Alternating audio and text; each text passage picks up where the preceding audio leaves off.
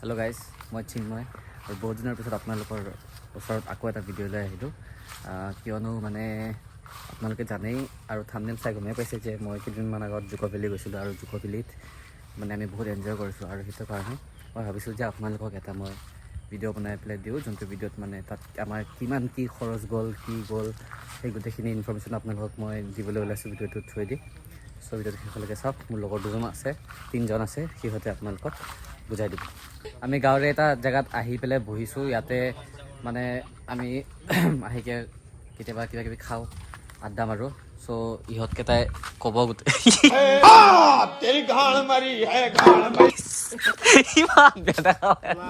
আমি আহি পাইছোঁ এটা গাঁৱৰে ধুনীয়া এটা জেগাত। এয়া চাওক, পানীখিনি লেতেৰা, বাৰিষা বতৰ যিহেতু। লগৰকেইটাও আহি পাল আৰু সিহঁতে আপোনালোকক গোটেইখিনি কথা জনাই দিব, ক'ত কিমান কি খৰচ হৈছে, কি নাই। আৰু সিহঁতকেইটা ইয়াতে আছে।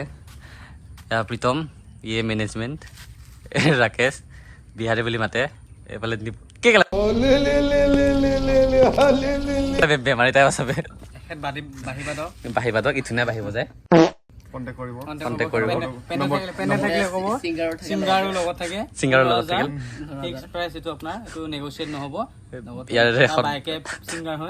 কণ্টেক্ট নাম্বাৰটো দি দিম স্ক্ৰীণত, কণ্টেক্ট কৰিব। নাম্বাৰটো কিবা বেলেগ ৰাখোঁ বুলি বলক ভিডিঅ'টো ষ্টাৰ্ট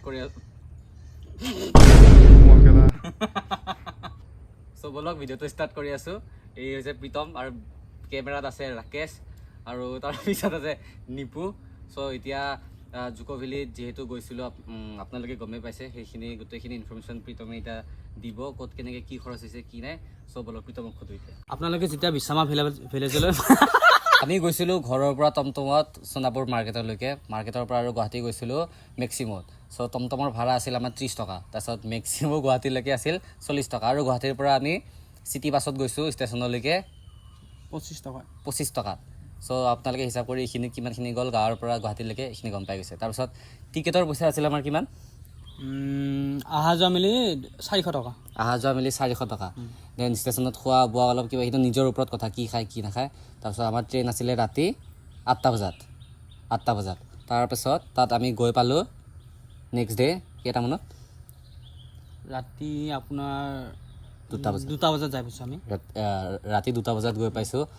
তাত গৈ পেলাই চাগে আমি অলপ সময় ৰখি মানে কিবা কিবি খাই লৈ পেলাই 4টা বজাত আমি গাড়ী ভাড়া কৰিছোঁ বিছামা ভিলেজলৈকে। আৰু গাড়ীখন লৈছিল আমাৰ পাৰ পাৰ্চন 500কে।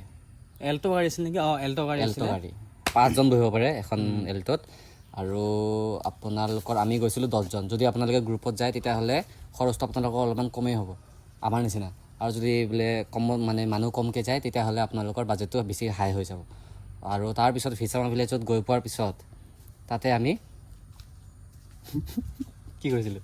দিয়াত উঠিছিলোঁ নহয়, কাপোৰ চাপোৰ তাতে আমি ড্ৰেছ কৰি পেলাই, আৰু খোৱা বস্তুৰ ওপৰত নাপাব দোকান নাই ন, বিছামা ভিলেজতে লৈ ল'ব লাগিব, যি খায় যি নাখায়। আৰু তাতে দামবিলাক অলপমান কমো থাকে আমাৰ আছামতকৈ বস্তুবিলাকৰ, কিন্তু তলত বিছামা ভিলেজত। ওপৰত যোৱাৰ পিছত মানে বহুত কিবা হৈ যায়।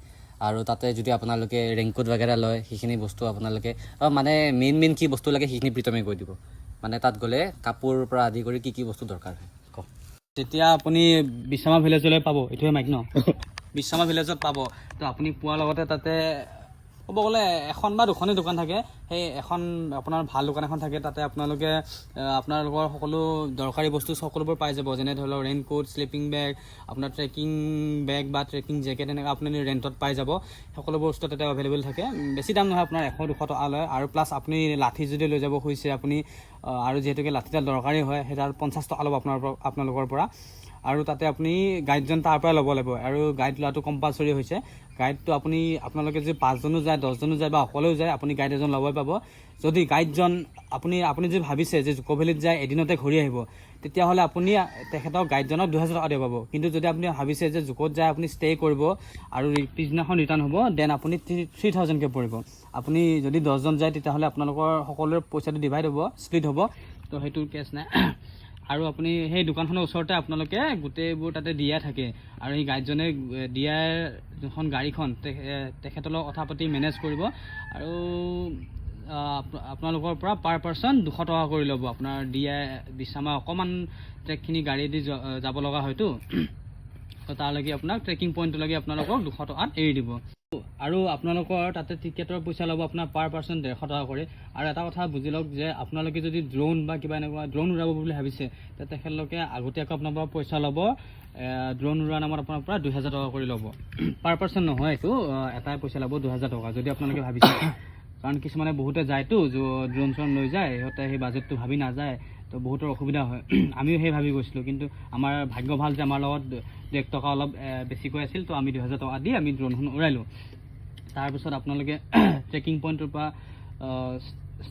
তাৰপিছত আপোনাৰ ট্ৰেক পইণ্ট ষ্টাৰ্ট হ'ব ষ্টাৰ্ট কৰি আপুনি যেতিয়া ট্ৰেক চেক কৰি যাব যেতিয়া তাতে আপুনি ষ্টেজ যাই পাব তেতিয়ালৈকে তাতে আপোনালোকে টেণ্ট পাই যাব টেণ্ট আপোনালোকৰ এভেইলেবল টেণ্ট থাকে তো এটা টেণ্টত আপোনাৰ 1000 টকা কৰি লয় 1000 টকাত আপোনালোকে 3জন মানুহ থাকিব পাৰিব আপোনালোকে যোনে নহওক ল'ৰা ছোৱালী একেলগে একো প্ৰব্লেম নাই সেইটো বাৰু আৰু তাতে কটেজৰ এভেইলেবিলিটি আছে তাতে আপোনালোকে এখন মেনু পাই যাব সেই মেনুখনত সকলোবোৰ বস্তু লিখা থাকিব আপোনাৰ মেগী প্ৰাইচৰ পৰা আৰম্ভ কৰি ভাতৰ প্ৰাইচ আনকি সকলোবোৰ লিখা থাকিব তাৰে মই কেইটামান আপোনালোকক উদাহৰণ দি আছোঁ ভাতৰ নিৰামিষ ভাতে পায় বেলেগ ভাত নাপায় নিৰামিষ ভাতটো হৈছে আপোনাৰ 250 আৰু চাহ যদি খায় আপোনাৰ 30 ৰুপিজ লয় এইটো ব্লেক টিয়ে হওক বা মিল্ক টিয়ে হওক আৰু আপোনাৰ মেগী খালে 100 টকা আৰু প্লাছ তাতে টেণ্টৰ আপুনি পইচা দিব 1000 টকা কৰি তাৰোপৰি আপুনি যদি তাতে পিলো বা গাৰু যদি ল'ব খুজিছে তো গাৰু এটা গাৰু 100 টকা আৰু আপোনালোকৰ তাতে এখন মেনু কাৰ্ড থাকে সেইখনত আপোনালোকৰ সকলোবোৰ বস্তু লিখাই থাকিব যে কোনটো বস্তু কি দাম তাৰ তথাপিও বাৰু মই কেইটামান আপোনাক উদাহৰণ দি কৈ আছোঁ যে আপুনি টেণ্টটো ল'ব 1000 ৰুপিজ তাতে 3জন থাকিব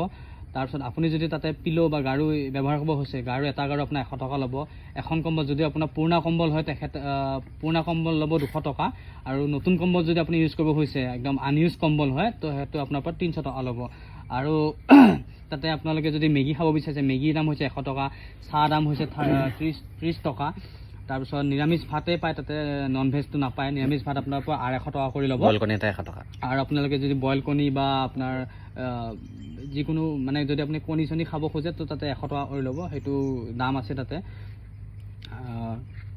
সেইখিনিয়ে আৰু বাকী সেইখিনি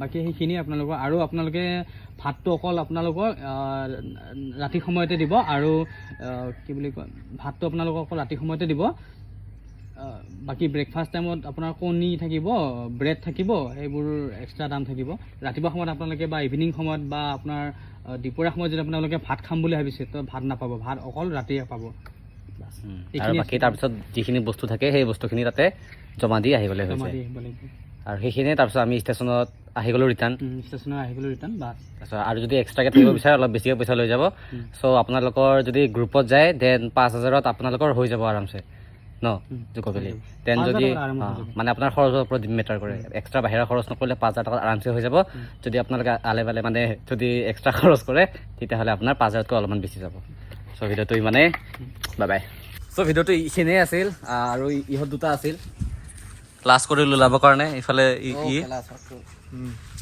ওলাবৰ কাৰণে লাষ্ট কৰিল কেমেৰাত কিন্তু ওলাব কেইদিনমান পিছত ওলাব বোলে এতিয়া বোলে ৰেডি হোৱা নাই সিহঁতে চ' ভিডিঅ'টো যদি ভাল লাগিছে like comment share and subscribe কৰি দিব আৰু মোৰ ফেচবুক পেজটো ফ'ল' কৰি দিব এনেকুৱা ভিডিঅ' মই আগলৈ দিবৰ কাৰণে চেষ্টা কৰি যাম চ' ইমানেই বাই বাই